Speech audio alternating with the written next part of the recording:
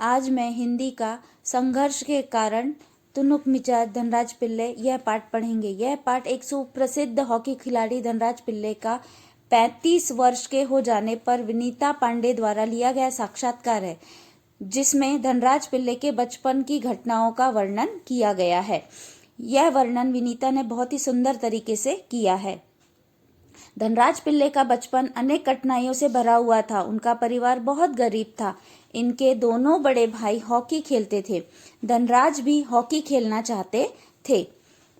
धनराज के पास स्वयं की अपनी हॉकी स्टिक नहीं थी। उनके पास पैसे भी नहीं थे, इसीलिए वह अपने साथियों की स्टिक उधार मांगकर खेलते थे। जब इनके बड़े भाई को भारतीय कैंप में चुन लिया गया तो उन्होंने धनराज को अपनी पुरानी स्टिक दे दी थी, जो धनराज की अपनी पहली स्टिक बनी थी, और उसी से वह हॉकी की प्रैक्टिस किया करते थे।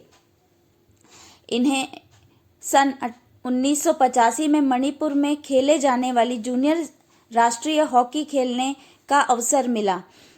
उस समय ये 16 वर्ष के दुबले पतले छोटे बच्चे जैसे चेहरे वाले दिखाई देते थे। सन 1986 में इन्हें सीनियर टीम में चुन लिया गया और ये मुंबई आ गए। मुंबई आ जाने के बाद इसी वर्ष इन्होंने और इनके बड़े भाई रमेश ने मुंबई लीग में बेहतरीन खेल खेलकर धूम मचा दी थी। 1988 में नेशनल कैंप के 57 खिलाड़ियों की लिस्ट में शामिल न होने के कारण मायूस हो गए, मगर एक साल बाद ओलिवन एशियन कप में चुन लिया गया, जिसके बाद से ये सदैव आगे बढ़ते गए। धनराज पढ़ाई में बहुत ही कमजोर थे। वे 10वीं तक ही पढ़ पाए थे। उनका मानना था कि यदि वे हॉकी के खिलाड़ी नहीं होते तो शायद उन्हें चपरासी की नौकरी भी न मिलती। अब उन्हें गर्व है कि वे बैचलर ऑफ साइंस या आर्ट भले ही न हो तो भी, परंतु बैचलर ऑफ हॉकी तो हैं ही। विनीता पांडे ने जब उनसे उनके तुनुक मिजाज होने का कारण पूछा तो उन्होंने इस स्वभाव का कारण अपने बचपन से जुड़ा हुआ बताया। उनकी मां को उनके पालन पोषण के लिए बहुत मेहनत करनी पड़ती थी। वे अपना गुस्सा रोक नहीं सकते थे, इसीलिए अन्य लोग उन्हें उकसाते थे, जिससे उनका गुस्सा और भी अधिक हो जाता था। उन्हें जिंदगी में छोटी छोटी चीजों के लिए संघर्ष करना पड़ता था।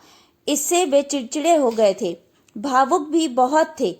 वे किसी को कष्ट में नहीं देख सकते थे। वे अपनी गलतियां पर माफी मांगने में भी संकोच नहीं करते थे। धनराज पिल्ले ने बताया कि कृत्रिम घास को देखकर वे विज्ञान की तरक्की पर अचंभित थे। उनकी सबसे पहली कार सेकेंड हैंड आरमाडा थी। बाद में 2000 में उन्होंने फोर्ड आइकॉन खरीदी थी, जो उनकी सबसे प्रिय कार थी। फिर सर्वप्रथम 1994 में पुणे के भाऊ रोड पर 2 बेडरूम का फ्लैट खरीदा। बाद में 1999 में महाराष्ट्र सरकार ने पवई में एक फ्लैट दिया।